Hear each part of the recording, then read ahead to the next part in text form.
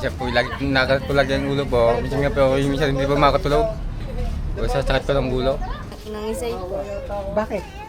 Yung pag kinumbusyon po ulit, ano po yung matagal po na balik. Pag naiinitan at napapagod yun. Hindi pa talaga nakakabalik uli sa doktor? Wala po mag-intindi, wala po magsama.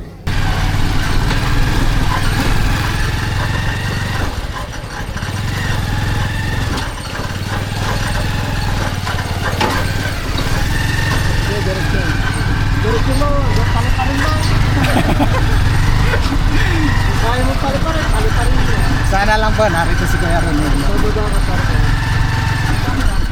Okay, diretso mo na. Diretso na.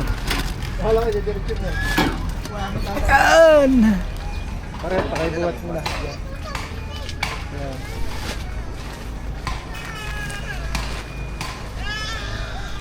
May tao kaya? Nandiyan ba si Brother Ronilio? Kuya Ronilo!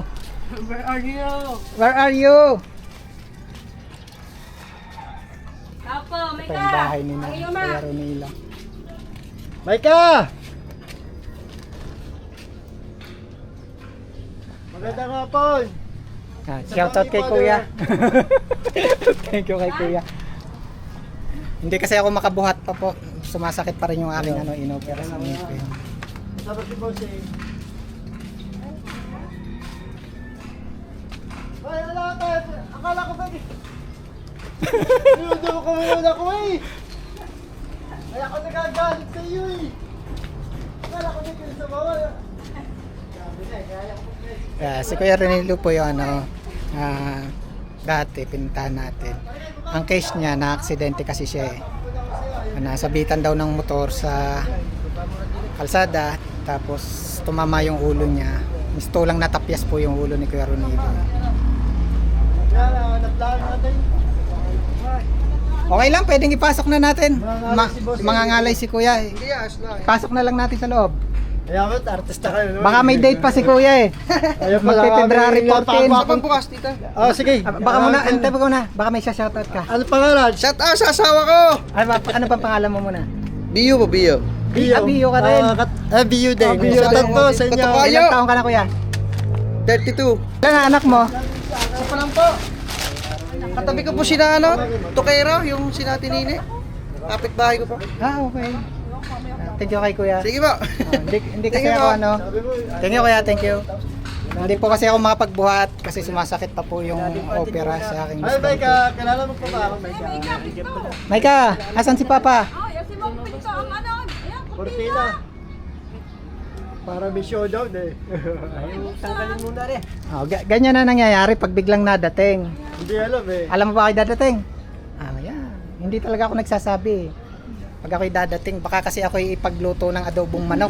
Ayun, tinolang manok. Eh, kasong pa eh. May nagbigay na. May ako, Maika na ba? Paa. Ah, Baka kong jeepet. okay na Kuya, kumain na.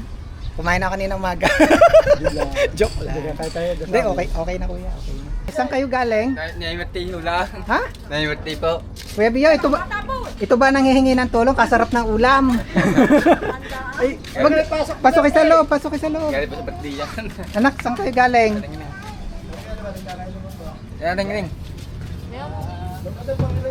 Saan kayo galing? Birthday yan po. Nakikain. Opo. Sabi, hindi mo ako isinama. Kumusta ikaw? Minsan po lagi nakatulag yung ulo po. Minsan nga po minsan hindi po makatulog. O sa sakit ko ng ulo. Ano? Pwede bang pumasok tayo sa loob? Opo, opo. maraming anak, pero may isa naman ang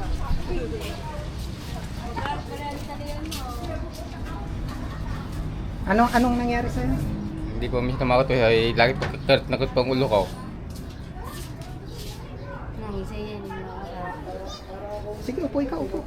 Anong nangyari, Ate Maika? Nangisay po. Bakit? Yung pag kinumbusyon po ulit, ano po yung matagal po na balik. Pag naiinitan at napapagod, yun, nangisay. Eh, ikaw ba umaalis pa rin? Hindi na po. Eh, mag-iingat ko. Diyan ho lang, pagkalagala. Baka mamaya samaan ka ng lasa. Opo. Oh, ano ba nangyari kay Papa? Hindi mo yata inalagaan si Papa. Wala. Eh, mag-iingat kuya ha. Opo. Oh, ikaw, kumusta ang pag-aaral mo? Okay lang pa. Kaisip lang Kuya Bidyo sa mga bata kung ang gagawin. Kaya po minsan na po nakita ulit na ano po, parang po na-stress. Kaya isip ng problema kung paano may taguyod po. Kasi wala naman nga naghahanap buhay eh, no? Opo. Eh, ano ba talagang, ate may kahalik ka nga rito. Ano lang ba napapagkunan talaga ninyo sa pang-araw-araw? Wala po nakukuha po.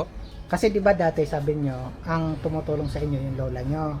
Tapos nung after nung bagyo, nawala na rin, namayapa na. So, ngayon talaga, literal, wala kayong papagkunan. Yun yung dahilan, kaya Kaya isip ko po nakuha po para pong isip po napasok po lagi panabigat po ulo, kaya isip po na lakad po lagi ulo ko, kaya isip po nakarot, kaya po ako na bisa kaya pa po sinasama. kung paano may itaguyod yung mga bata. Opo. Ilan nga ang nag-aaral, anak? Ito po lamang. Ikaw na lamang. Anong grade na ikaw? Grade 2 pa. Ilang taon na nga ikaw? 11. 11. Tapos yung isa mong anak, yung lalaki hindi na rin pumapasok. Ikaw na lang talaga. Ilan nga kayo magkakapatid? Apat po. Asan yung isa? Yung isa po may asawa na po. Nasa kanya pong asawa, kapisa. So kayo na lang talaga ang nandito. At ang problema nga is yung pang-araw-araw. Opo. Eh may bigas pa kayo. Lalo po. May bigas pa kayo. Eh ako'y wala din. Ito. Hawakan mo anak. Hindi ko kasi nadala kanina. Malapit lang naman. Ito Kuya Romilo ha. Ito.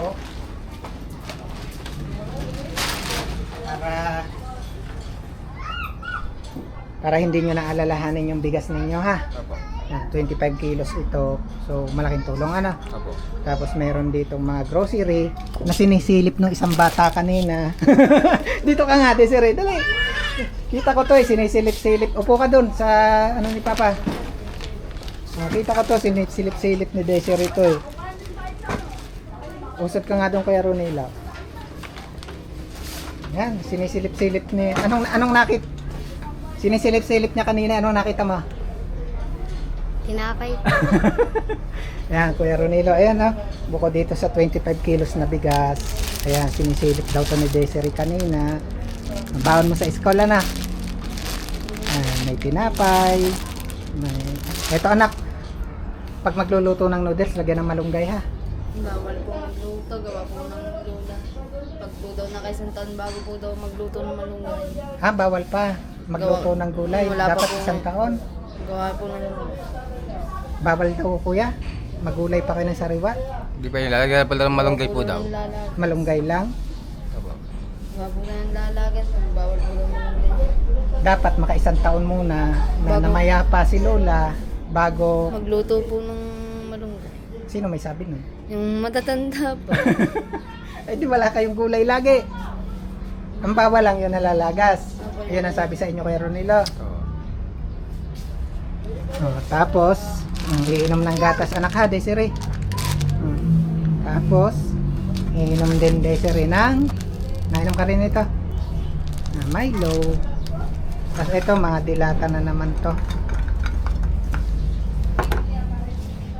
Para makatulong sa inyong pang-araw-araw.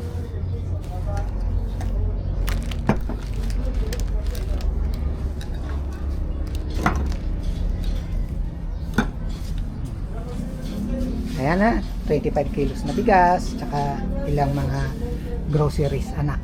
Ha? Kuya Ronilo, Opo. huwag na masyadong mag-isip. Maraming salamat po kay Renji. Hindi pa talaga nakakabalik uli sa doktor? Wala po mag-intindi, wala po magsama. Hindi po alam kung paano po aking kasuhin po ng ano. Ako bigla na pa ako sinasama po pero nagkuha. So, Pag wala kasama. so hindi lang pera ang problema. Opo. Kung hindi yung mag-aasikaso, magsasama sa iyo sa ospital. Opo. So unang-una, budget. Ano may ka? Pangalawa, kailangan may magsasama. Opo. Magagawan sana ng paraan kuya yung magsasama kung may budget. Opo. Ano? Kasi siyempre naunawaan din naman natin yung uusapin natin kung sakali may pamilya, may pangangailangan. So, kung may budget sana at maalalayan din naman yung tutulong at aalalay sa'yo, Opo. siguro magiging posible. Ano nga, Ate Maika? Na makapunta ng ospital. Opo. Dati po, lula lang po naglalakad ng yung sa papa po. Yung pabalik-balik po, gamot. Lula po nag-iintindi. Ngayon po, wala na lula. Kaya wala na. Hindi po nga po pa may papa. Yun ang mahirap, yung wala yung mama mo dito. Ano? Kasi kung nandito sana, may makakarami, may makakatulong. Pero andyan na yan. So, tingnan natin kung ano yung magagawa naman na kayo-kayo lang. Ano? Sana marami pa rin makatulong para magawan ng paraan, makabalik sa ospital. Ade, sir, gusto mo na bang gumaling si Papa? Ano bang pinagdadasal mo lagi? Anak, pag gumaling na. Sana gumaling na si Papa. Kaya ikaw ay mag-aaral ng mabuti. Ha? Yan. Tingnan ko kung may laman yung sobre ni Kuya Ronilo. Meron naman. Yan, para makatulong dun sa inyong ibang pangangailangan, Kuya Ronilo. Ito ay 1,000. Magkano lahat? Ito ay 1,650, Kuya Ronilo. Maraming salamat po sa inyo kay Benjay. At sana marami pa rin. Mahirap talaga yan, no? Mahirap pagsabayin na sikasuhin yung hindi nyo malaman kung saan kayo kukuha ng pang-araw-araw. Opo. Tapos ganyan pa yung kalagayan.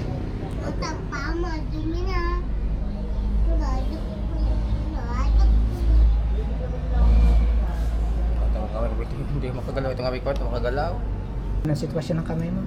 Hindi may kapit, hindi may kapit dyan, hindi may ganyan. Itong kabila na O, to. yung gusto ikapit to, ihawak, hindi may hawak ko. Kailan pa nag-umpisa? Dahil pa rin nung nangyaring aksidente. Pero yung bago po papa ng hospital, nakakagalaw-galaw po po yun. Parang ano, Yung dati po nagtatrabaho ko sa tulay po traffic po lahat, kaya stop po hula. Bigla na po ako natumba. Gan, kaya po hindi na ako kagalaw po. delikado ka na maglalabas ngayon, Kuya. Opo. Thank you ulit sa nagbigay, anak, ha. Yan, Kuya Ronilo. Maraming salamat po. Account number 2070-500 4581-100 1571 50 pesos. At kay Ma'am Angel, yun Kuya Ronilo, yung bigas at grocery, 2,000 pesos worth of rice and groceries. At kasama nun, mula di pa rin doon sa inabot ko sa'yo, 1,000 pesos mula kay Ma'am Angel. So, unang-una po kay God, no? Maraming po salamat. Tapos, sa lahat na nakatulong kay Kuya Ronilo, maraming salamat. And then, dun pa rin po sa mga nais magpabot ng tulong, kung kayo po'y magsesend sa ating account. Again, wag nyo pong kakalimutan, lagyan po ng isang maiksing message for Kuya Ronilo. Yun po'y para alam ko na yun po'y para sa kanila. And then, yun, pwede po kayo mag-message or i-mention nyo po ako sa comment section kung hindi nyo po ako may message for other concern po.